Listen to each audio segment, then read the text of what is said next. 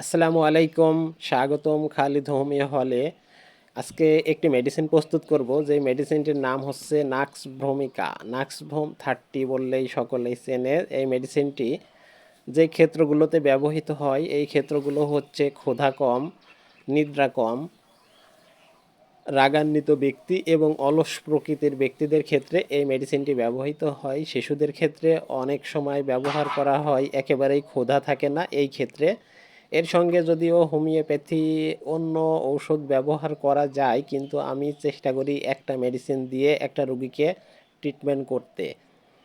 আমি এভাবেই ভালো রেজাল্ট পাই, যার কারণে আমি এভাবেই ব্যবহার করি। আজকে যেহেতু বিদ্যুৎ নেই, অন্ধকারে ভিডিও বানাচ্ছি। আপনারা যদি পেজের সাথে থাকেন তো হয়তো আলো অবস্থাতেই ভিডিও পাবেন। আর সকলেরই ভালো লাগবে। ধন্যবাদ সবাইকে, সবাই ভালো থাকবেন।